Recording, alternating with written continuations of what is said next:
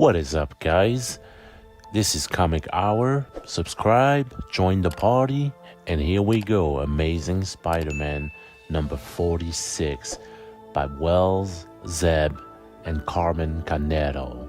So as you know from the last issue, the Sinister Six were getting back together.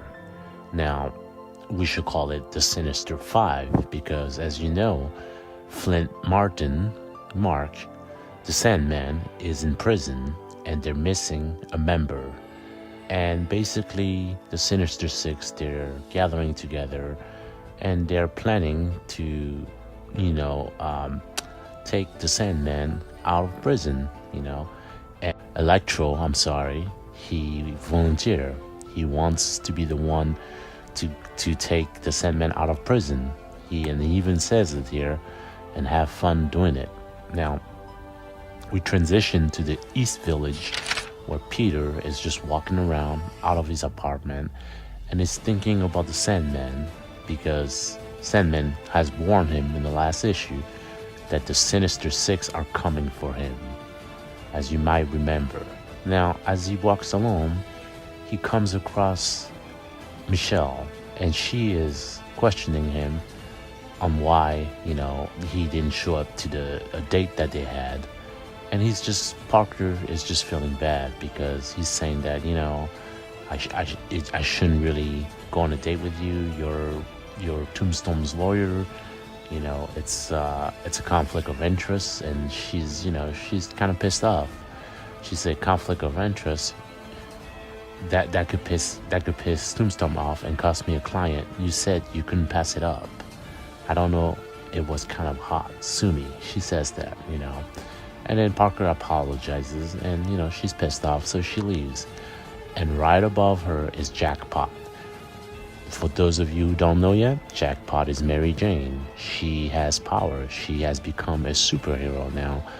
Her power is basically, it's kind of like a slot machine where, she, in her arm, she basically, played a slot machine, and anything that comes up is a power, so she can use it. She got those power in the different dimension where Robbie, the scientist, was chasing her, and she was stuck in that dimension, and Parker was in the 616 universe, but she was stuck in that dimension with her now boyfriend Paul, and he created that Jackpot machine on her arm, and that's how she got her power. Now, Peter is like, how long have you been there, wandering, and they go on top of the Ravencroft Institute rooftop, and basically they're talking, they obviously have feelings for each other still, she's basically telling him that they shouldn't be hanging out like this anymore because it's over, and Parker is just telling her, oh, we should, because, you're fighting crime now, so, it's your life now too. There's nothing weird about us hanging out, and, she's like, so, it's tolerable. That's what he said. That's what Parker is saying. And, she wanders off, but she's like, okay, good. Now, we transition to Ravencroft, where, as you remember, Aunt Anna is stuck there. And, she's very friendly with all the inmates. They all respect her. And next thing you know, the light goes off, electricity goes off, and as you know, that's probably Electro. Now, Mary Jane and Spider-Man are there to save the day. They are gonna go in there, but Electro is creating chaos in the building. And Jackpot, Mary Jane, she's gonna use her power, as you can tell here with the arm. She's playing the slot machine, and she's gonna use her power, unknown power yet. Now, the inmates are telling Aunt Anna that they're all leaving now that the gates are open. And she's like, you can't leave, we committed a crime, we should stay. And all the inmates are basically, they are against it. They are walking out. Now, when we get back to Electro, he's fighting Spider-Man and Jackpot. And as you know, Spider-Man saves Jackpot and falls on top of her. And, these feelings are coming back, and it's very familiar, because obviously Peter and Mary Jane's they were a couple. So it's very, very interesting and familiar. But then we go back to Sandman, and Electro is there. It's there to bail him out. Sandman is saying that I'm not a criminal anymore. I'm not gonna come with you anymore. Then Electro gets mad, but he gets a flower, a vase, thrown at his head by Anna Watson. And as soon as he's gonna, he's coming next to her to hurt her, the inmate that were walking out are coming back to save her because they respect her. And Electro, gets damaged here by like a fireball, like a magic power that Mary Jane has, and she knocks him down. And then the inmate takes care of him, and Peter shoves one of the inmate on top of him, and he gets knocked out. And basically Peter is like, hey, Hippo, now you can tell your friends that we team up together, with Spider-Man, because Hippo's a criminal. And I guess you could say that Spider-Man teamed up with criminals now. Now, as we move on to Anna Watson and Sandman, he's still in prison, and they're basically just hanging out. We're transitioning here with MJ and Peter, and they're talking. They obviously still have feelings for each other.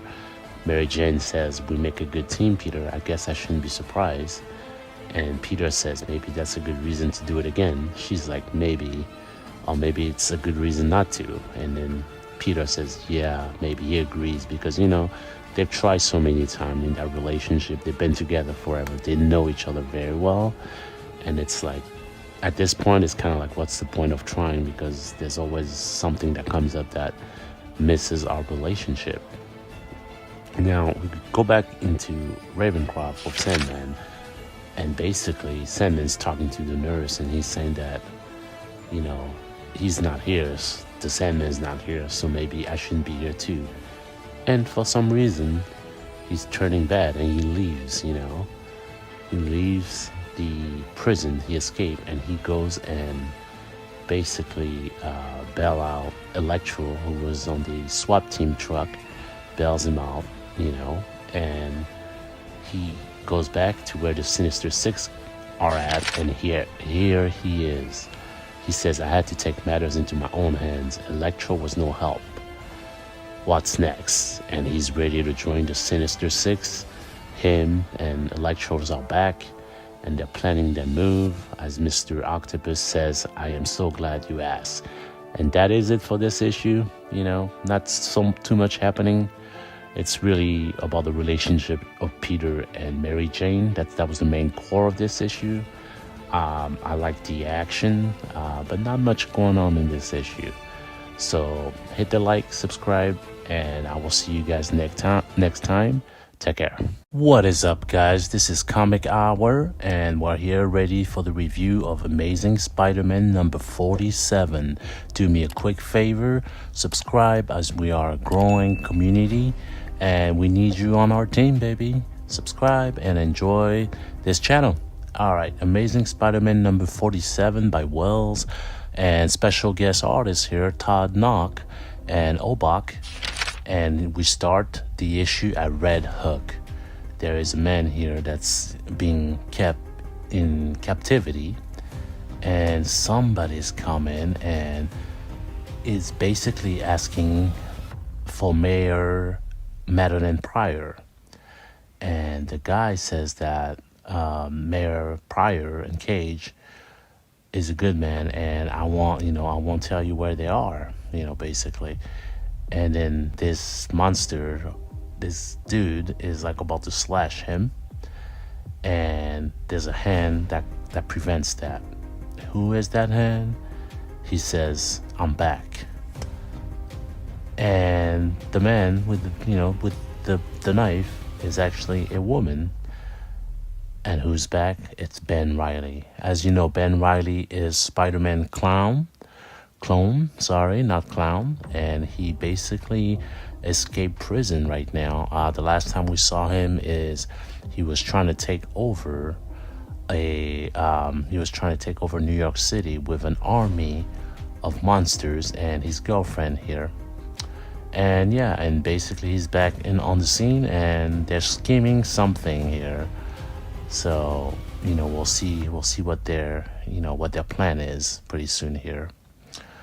Now we move on into the Lower East Side here, where we find Peter Parker having a phone conversation with Mary Jane Watson. And basically Peter is asking her, so you're not coming to this thing? And she's like, no, Aunt Anna set it up, and I can't make it. And basically Peter is telling Mary Jane that he's meeting the guard that works at Ravencroft, Shay, the one that helped Aunt Anna in prison. And of course, if you don't know what I mean, you can check out my previous videos, previous reviews that I did on this arc. So just click the link and it will send you right there if you haven't seen them yet. So I'll give you a little background of what's happening here. But basically Mary Jane can't make it to this meeting with Shay, but Peter is going there, and he sees Shay, and she looks dressed up and beautiful. And basically he's telling Mary Jane, I gotta go. And Shay here is saying, oh wow, you roll up talking to an ex on a first date? Not what I'll do, and she's considering this a first date. And Peter is like, of course it's a date. He doesn't want to make her feel bad. Now we find them later on in a restaurant here, and basically Peter's telling her that, I'm sorry, Anna Watson told me that this was just about her release from Ravencroft. And Shay here is saying, she told me the same thing, but she knew she was setting us up. You didn't get that? And he's like, I'm sorry, I've never been fantastic at this stuff, and lately I've felt especially incompetent, which is true. I mean, if you look at his situation with Mary Jane, it's very complex, as Mary Jane has Paul now, and she's in a relationship. And basically Shay is saying like, it's fine, dating is supposed to be hard, so whatever. And then Peter's like, well, then this is your lucky day. And they like each other. I can tell you that they're definitely attracted to each other, and they're on a date. And they're going on, and later they're still talking and having fun, and there's definitely chemistry there. I can tell you that Shay can possibly be not just a fling, but something that could become big and serious for Peter, and that's what he needs now, especially with the things that's happening with his ex Mary Jane. So good for him. Anyway, the waiter here comes up and he asks them if they wanted dessert, and Peter's like, yeah, we will, absolutely, why not? And next thing you know, the Peter's luck, the Spider-Man luck is coming back to him. And by luck, I mean unlucky. Peter has always had this thing here that's going on. He gets a text from Betty, and in the text she's like, Peter, I'm in trouble. Give him the address. I found it. I need Spider-Man now. People have guns. Men have guns. And he gets up. He doesn't want to leave because, he truly feels something for this girl. But as the Peter luck goes, and he's Spider-Man, he gotta go, with great responsibility. Great power comes great responsibility. And he tells her, I gotta go, something came up. He makes some type of excuses, and she's confused. She's like, what the hell, and he's like, I like you a lot, and he dips out, and he grabs his jacket, and he moves out of the way very, very fast.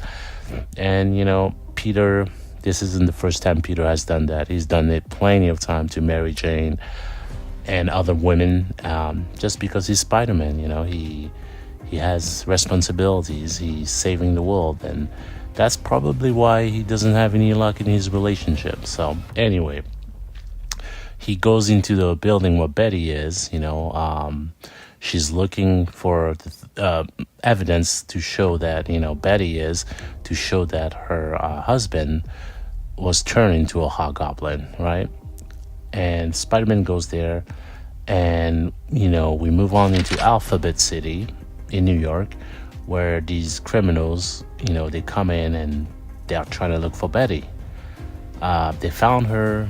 They are about to pull the trigger or whatever. They're saying that, basically, you need to stop digging into Mr. Kingsley's business. And as you know, Mr. Kingsley is the Hobgoblin. And they're basically going to make their move, and Spider-Man shows up. And he's pretty pissed off because he's beating on them like pretty harshly here. And the reason why is because, he got off a date that he truly enjoyed. I mean, could have been the woman of his life, right? And he beats them up and they all go down. And basically she's like, I found it. He's like, the wrinkler device? She's like, yeah, I found the proof that, Hobgoblin turned my husband into the Hobgoblin, and I need to get him out of jail. And basically, they're gonna go and look for it. She said that it's here. That's what she's saying. So then, we move into a quick scene here in Oscorp. And in the last video that I made, remember the brain that they showed in the last issue?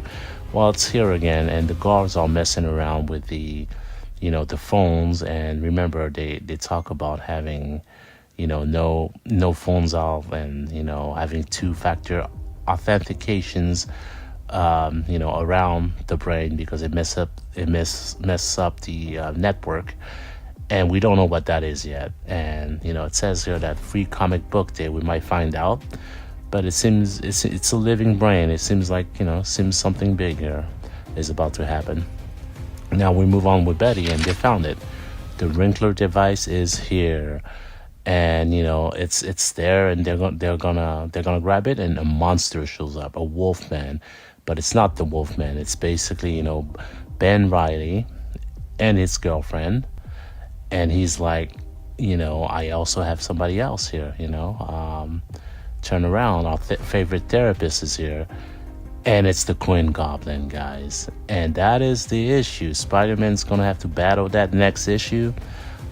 This issue was great, but it was really about Peter's relationship and the Parker's luck, the Parker unfortunate luck with women. And I think that Peter, if he ever wants a normal life, will have to give up being Spider-Man. And I just hope that he doesn't give up being Spider-Man, that he lives the path that he's on, because he's doing the right thing.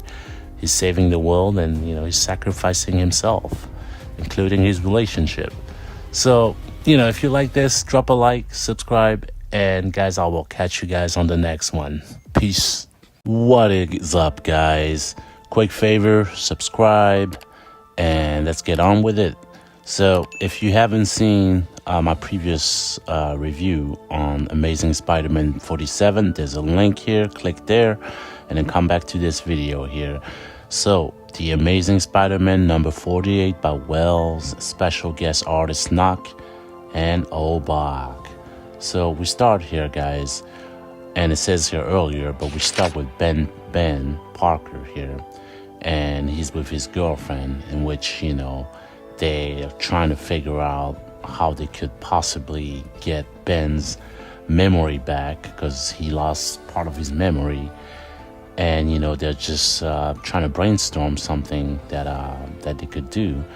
And next thing you know, there's a voice on the background that says here, what if I told you that every part of Ben, everything he's lost, could be returned to him? And then they're like, how can you do that, right? And next thing you know, it's the red goblin, the Queen Goblin. And she says here, if you can find a way to look past our complicated history, I can basically show you. And they're like, I guess we have a deal. She's like, there's a miraculous machine that could bring back all of his memories, And, now we turn back into what happened in the last issue, where she's confronting Peter Parker, and she's there, and she says, I'm sorry, Spider-Man, I'm going to have to ask you to leave. This room is for patients only. As you know, she used to be some type of assistant. She used to work for Beyond Company, and she got turned into this Green Goblin because of Norman Osborn, and she wants the Winkler device, you know, and Peter wants it so that Betty could use it for her ex-husband who turned into Hobgoblin, and they're trying to prove his innocence so that he could get out of jail. And you know, they're battling basically for that machine. Betty here is saying that it's her machine. The Green Goblin says that I didn't steal the machine, you know, and you know, just back and forth here basically. But you know, Betty's swinging in. She's like, you ruined my life, and she's going straight up there and trying to hit her, which is really not a smart idea, especially when you're going against any goblin, a red goblin with some type of hammer weapon. And Spider-Man of course takes care of that, and you know, says that's enough, helps her out. And then he says here, we are leaving with the Winkler device, I won't say it again. And Ben is like, you know, understood, just gonna slide by you here real quick. Whoop. And he slides in, and you know, he takes a seat and basically gets locked in, and the Red Goblin is ready to do her procedures, you know. But Spider-Man's a distraction, so Ben's girlfriend turns into that monster with the huge knife, you know. And Betty and Spidey are moving, you know, running away, and he's chasing her, and Spidey is like, you know, she's the queen. The Red Queen is like lying to you. The Green Goblin's lying to you. So now in this page here, Ben here is talking to the Green Goblin, and he's basically, you know, telling her that if this is gonna work, and she goes on about beyond the company that she talked about. The reason you lost the memories you shared with Spider-Man, I tried to warn you about those butchers, and I was punished for it. Turn into this so you see it is I who owe you, you know, because he's saying that I'm going to own you once you bring all the memories back. But she's really just trying to turn him into a monster, you know. And he's like, Janine. And we switch back to Spidey here, and he's fighting the guy with the knife here, Ben's girlfriend. And he's trying to reason with her, telling her that, you know, I never used this machine. I don't know what you're talking about, you know, because she's saying that he used the machine for himself, you know. And then we turn back here, you know, and basically, you know, she's ready to do her damage into Ben's Parker. And she's telling him here, we are both clones, Ben Riley. We know how little of us is truly ours. How precious those pieces are. This is how it feels to have them washed away by the sins of a madman. And switch back to Spidey. I know there's a lot of switch back here on this comic. And Betty is saying, enough. If you won't listen to him, you better listen to me. I will not do that. That machine destroyed my husband's life, took a father away from his son. That's what it does. It destroys. And basically, you know, Ben's girlfriend here, she's like, why? Why do I believe you? And she turns back to herself. And Betty here just punches her, and Spidey jumps over, and he's going right after the machine here. And the machine here is doing its damage to Ben, and Spidey comes in and knocks it out with the Red Queen's Goblin weapon here. And then she's like, you ruined his treatment. And Spidey says here, you're the one who needs treatment. And they start fighting. Kafka is like swinging with knives, and Ben is being taken away with his girlfriend. They're basically sneaking out, and Spidey is left to beat up on the Red Green Goblin, and he does with the weapon. And basically he's telling her he's taking her to jail. And across town here we see Ben here and his girlfriend, and basically, you know, she's saying that she wants a future. Who cares about the memories that you had in the past? And he's saying those memories, they were mine. They were Peter's formative years, all the lessons he learned, the way I act without them. What if that's who I am? What if I'm just bad? And she's like, she doesn't care anymore, you know? Good or bad, I just want to be us. And she kisses him. And that's about it, really. That's the story with them. Now, we go into the last scene here, elsewhere. And we see the Sinister Six. And they know that Peter works for Oscorp, basically. And they're saying, you know, they're debating if they could beat him this time. Because, you know, they always got beaten by Spidey. And, you know, Craven Hill says that last time we were hunted, now we are the hunters. Sounds like we're in agreement. And basically Doc Ock here says that the living brain must die. And of course, we don't know what that living brain is. And he says to do it, the Sinister Six will burn Oscorp to the ground. And that is the comic, guys. You know, I think that, you know, I'll be honest with you, this story with Ben and, you know, what's happening on the side here is just a filler. I think the main story that, like they talked about, is going to be with the Green Goblin. That's going to be the main story when Norman gets his power back and becomes the Green Goblin again. But this was, you know, a cute little side story, not really interesting, but again, we're going to see what that green brain is all about. But, you know, I think that this mini story wasn't all that, you know. So, you know, post your comment, like, subscribe, and I'll catch you guys later. Peace out. What is up, guys? Welcome to Comic Hour. Amazing Spider-Man number 50 by Wells, McGuinness, Farmer, and Menez. Click the sub and like.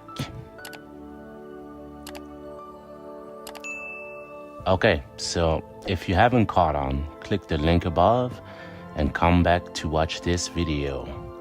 Now, we start the issue with the living brain in Oscorp's sub-basement room. As you know from previous issues, not much has been told on this living brain function or what it is for. It looks like right now it's acting up. Electricity in the air, machine running. Dr. Connors, who has been in charge of this project, is consulting with his team on why the brain is dysfunctioning. The brain itself sends a written message to Connor. With shock, he says, "Get me Peter Parker." Now, in Chelsea, Spider-Man webbed the man who was committing fraud, taking pictures of real estates for his market. All of a sudden, Spider-Man gets a call from Norman Osborn. "I take the day off on Friday," says Spider-Man. Norman is asking Peter to go on and check with Connor as he received a message from the living brain. I'm on my way," says Peter. Later, at Oscorp, Peter is trying to figure out what is going on. Connor says that the brain is in distress, that the signal kept asking who Spider-Man is. Then Connor shows the message to Peter. The message says Peter Parker is not Spider-Man. What does that mean, Peter asks, as Connor does not know either. Another message is prints on the machine. Now we move on to Osborn's office, where Peter shows up. As Norman is explaining to Peter that he is revisiting some old endeavors in his business in case Norman decides to quit one day, so that Oscorp can sustain itself as he speaks. Now Peter moves on and tells Norman the last message he received by the living brain. Peter reads the words "Chalice Starlight," which triggers a secret door near Norman, showing his gold goblin suit. Haha, it looks like the living brain uncovered a dark secret. "I'm the Gold Goblin, haha," says Norman. Peter rereads the message and said that it was actually 3 words combined. Chalice Starlight Aggregate.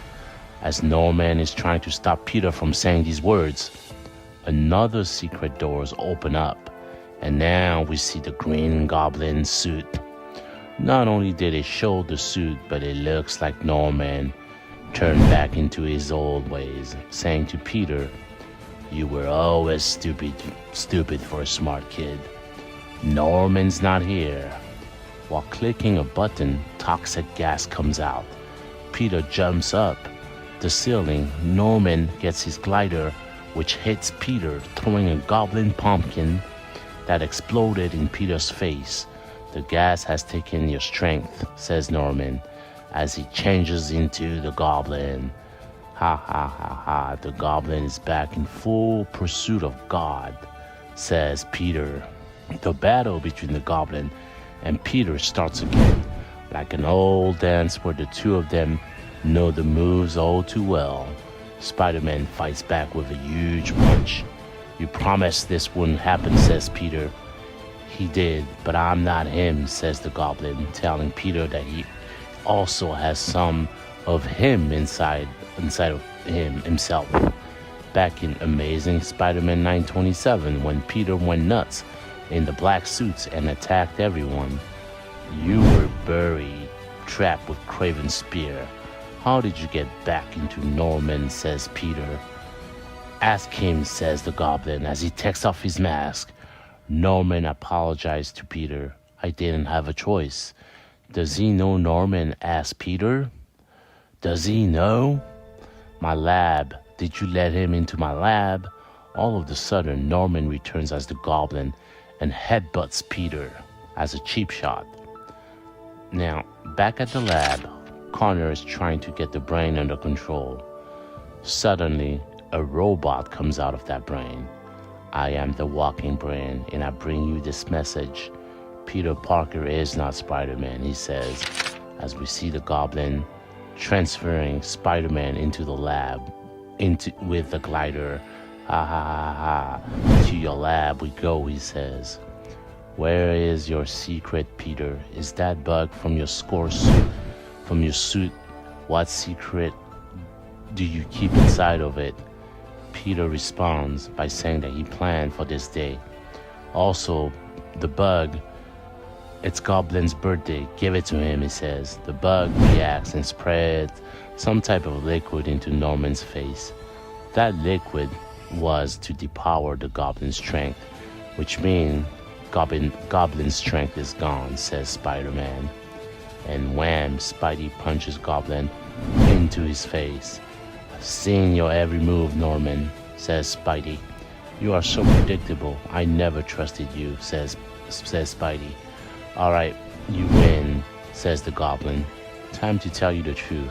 I had so much fun rattling around in that brain of yours. I didn't want to leave, so I left something behind just in case. Are you just getting it? Goblin says with a smirk. The Winkler device? Spider-Man says. What did you do to me? All of a sudden, Peter is having difficulty standing. What did you do? He says. I know the trigger phrase, says Goblin. Attaboy, says Norman. Ha ha ha ha ha ha. Peter is turned into a goblin. Wow. So Peter Parker has turned once again. And this time with the red suit. He looks as evil as ever. Now we turn to Raven, who is at a cemetery. I have to know, he says. The sins of Norman are no longer buried here. They have gone home, free to do their terrible work, says Craven. And that is the comic. However, now into the post-credit scenes. Yes, you heard it right. I said post-credit scene here. At Oscorp, the robot is accessing Oscorp data. Connor is trying to stop him. The robot is hacking the security camera and is showing them what is currently happening with Osborn and Peter. As Connor sees the robot leaves, he asks, what about Spider-Man?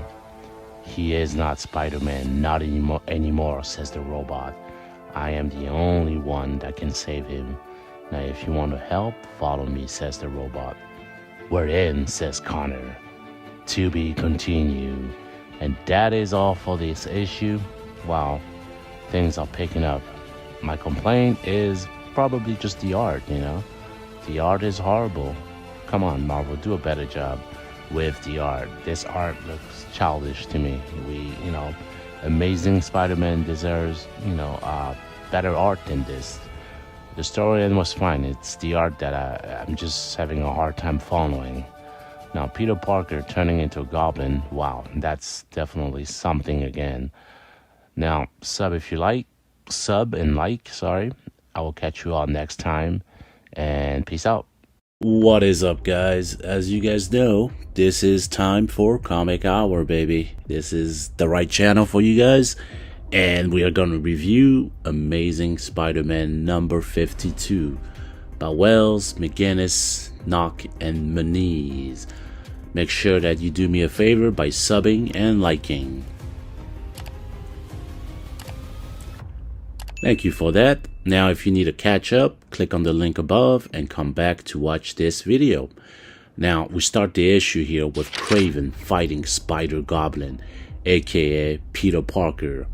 Also joining the fight is Shazam, aka Ben O'Reilly. He has a new nickname now. He's called Shizmo or Shazam, but new nickname for him. As you remember, Ben is here to save Spider-Goblin, and he's trying to get him back to normal, as we see both of them in full-blown fights. Now, we quickly switch to Norman Osborn, who is on the phone with perhaps his lawyer, asking him to sign all the paperwork in the name of Peter Parker, as to make Peter responsible with all the decisions Oscorp Corporation is doing or will make in the future. But Norman is interrupted with a security camera when he sees Kamala Khan. He calls the front desk and starts yelling like a maniac.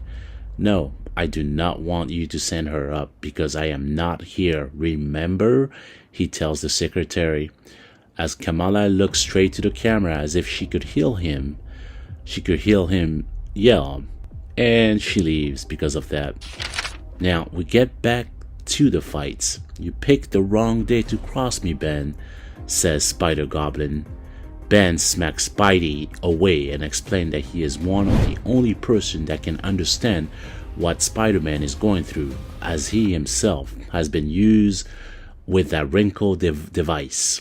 He got a glimpse of what the Green Goblin put in his head. But of course, Spider-Goblin denies all his help and even calls him delusional. As Spider-Goblin uses the glider to push towards Ben into a wall.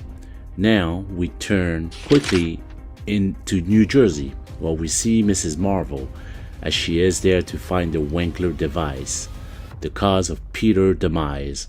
As she approaches the location, tentacles seems to attack her, or do they? As she hits Dr. Connor, who falls right into J. Jonah Jameson's. "What is going on here?" asks Kamala. "You're late," says the living brain robot. As you remember, the living brain came out of the brain at Oscorp Corporation as a robot. As far as it is concerned, it looks like he is on the hero side, but we really don't know much about him. Mrs. Marvel says she doesn't have time for these games. She is here to help Peter. But the robot knows everything, saying that he knows Spider-Man and her plan because Spider-Man is the one that helped him build this.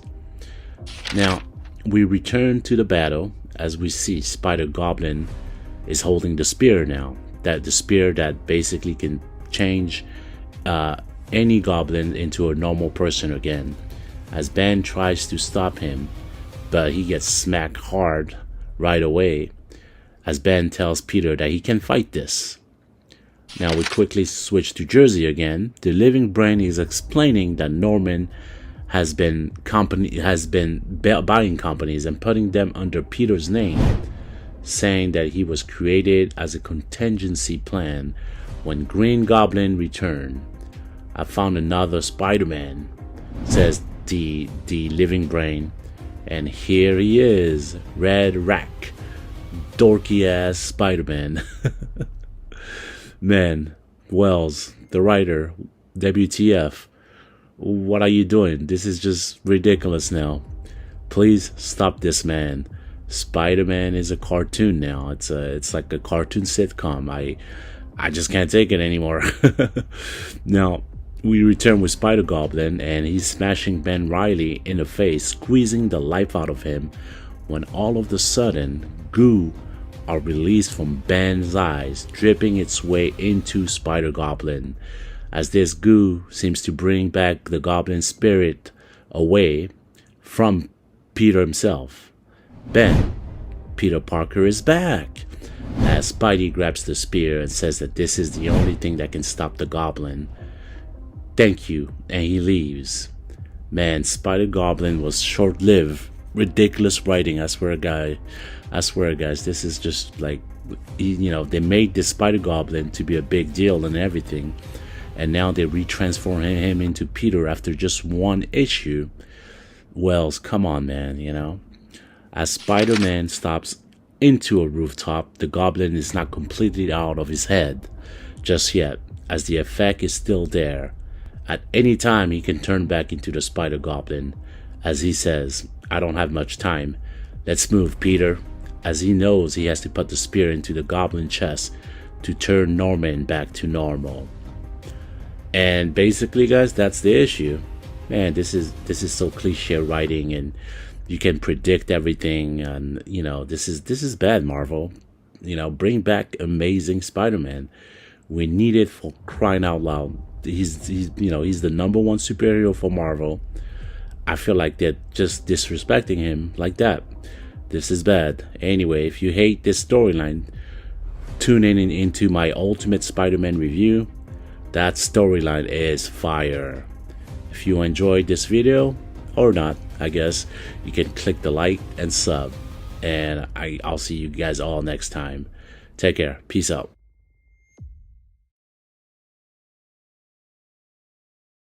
Hey guys, what is up here? We are reviewing Amazing Spider-Man 53. If you need to catch up, just click the link above, watch that video, then come back and watch this. Now, do me a quick favor, as we are a growing community, we want to make sure that you join this community and enjoy these comics. So please sub and like. Thank you for that. Now, we start at Oscorp, where Norman Osborn is talking virtually on the computer to a board of directors. Well, we hear that once Peter gives his consent, that the whole empire of Norman Osborn will be turned to Peter, making Peter the sole owner of Norman's peace. As we hear that Peter has just entered the building, Norman is suiting up as the Goblin. Now Norman is ready and is in Goblin mode. Ha ha ha ha, as you can tell. But wait, Peter isn't here. Yet, it's our heroes, Kamala, the living brain, Connors with the tentacles, and that dorky Spidey that Wells has introduced the world to. Now, as Kamala says, this was the contingency plan when you, Norman, turned back into the Goblin. It was made by Peter as Goblin attacks. Now, elsewhere, Peter is here working on something and fighting the urge to turn back into a Goblin. Peter is working on the famous spear that can take away the Goblin spirit away from anyone. But wait, he's also combining it with the Winkler device, a device that can brainwash someone's mind or copy it to another person. As Spidey says that he will only get one shot at this, as he finishes the spear and is ready. Now we go back to Oscorp, as our heroes are all fighting the Goblin.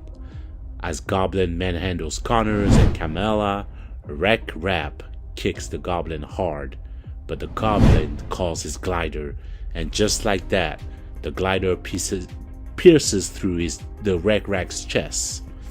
I guess it is so long Wells' dorky character, right? Now Goblin again is beating our heroes down. Now it is Kamala's turn. Enough, says the living brain. I have intuited your plan.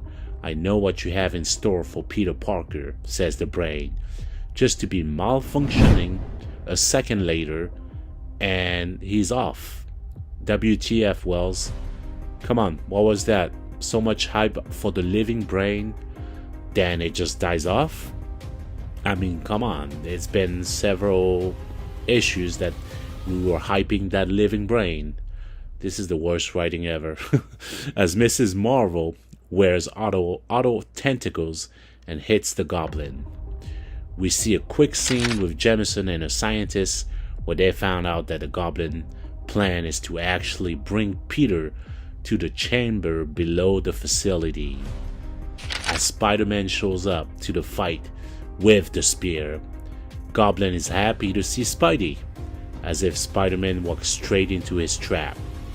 Spidey is quick to beat the Goblin's ass, but the Goblin runs away below the building, and as a moron, Spidey follows as the floor shuts right in front of Kamala, who was trying to jump down.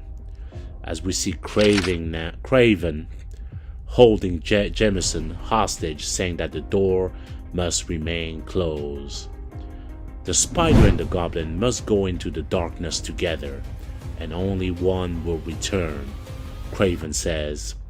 Below the surface, Spider-Man found the Goblin with the spear near the Goblin's chest, and yet this is the Goblin's plan. What is happening?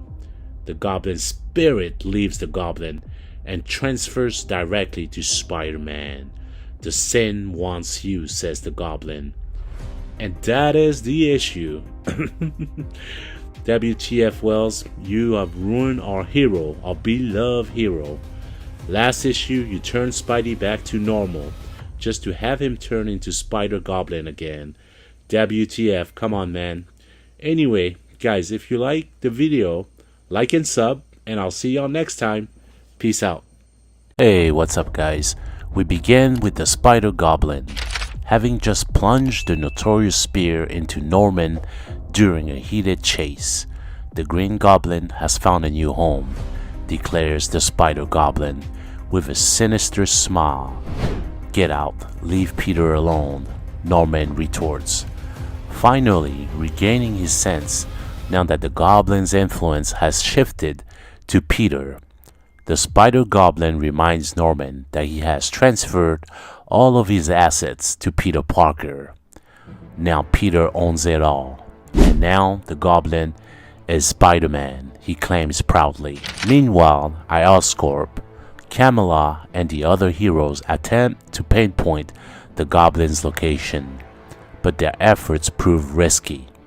Craven stands in their way, eager to see if Spider-Man truly embodies the monster his father described. We return to the Spider-Goblin, who exclaims that Peter's heart is so remarkably pure that he craves it even more. As Norman listens, he notices the spear lying on the ground and sees it. He thrusts it towards the Spider-Goblin. In that moment, Peter Parker reverts to his human form, though not for long, as the Goblin's essence is still battling for control within him. In a fierce struggle, he seizes the spear and hurls the Goblin spirit back at Norman, causing Norman to morph back into the Goblin. I want you, Peter, he bellows. Launching into an attack with a brutal headbutt, the Goblin spirit transfers back into Peter, transforming him once again into the Spider-Goblin. Yes, this back and forth is indeed confusing, a narrative tangle that leaves readers confused, including myself, guys. Just then, Norman strikes Peter again with the spear. Peter collapses beside the living brain, who advises him to accept the sins he's accumulated. As Peter grapples with his confusions, like that of the readers, they prepare for another showdown. And this time, Peter chooses to embrace his sins.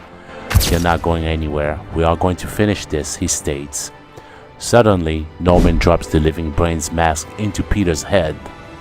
In this moment, Peter finds himself entangled within his own soul, battling the Goblin spirit. You want it? Then you're gonna have to take it. Outside, Norman tells the living brain that he's killing Peter, but the living brain insists this is the only path forward. The pressing question remains, who is Spider-Man?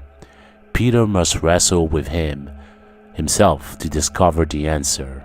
As flashes of Spider-Man's past weave a vivid tapestry, Peter confronts his imperfections. He is, first and foremost, Peter Parker. He never backs down. Empowered by this realization, he began to dismantle the Goblin from the inside out. The Goblin's spirit dissipates, signifying the end of the turmoil. Both Peter and Norman return to their original selves. Back above, we see Kamala having dealt with Kraven, while Spider-Man and Norman look at each other coming back from down there, saying that it's over. Norman offers Peter a job, but Peter decides it's time to move on. I hope that one day we can be friends, Norman expresses, to which Spider-Man replies, crazier things have happened. And there is the issue. There lies the problem. This issue feels entirely predictable. I can't wait for a change in writers. Seriously, Marvel should take a cue from Ultimate Spider-Man, which epitomized the Spider-Man model that should be simulated for the Amazing Spider-Man. It's not rocket science. Well, folks, I'm not going to linger and rant on this, so if you enjoyed the video, please subscribe and like. Until next time, peace out.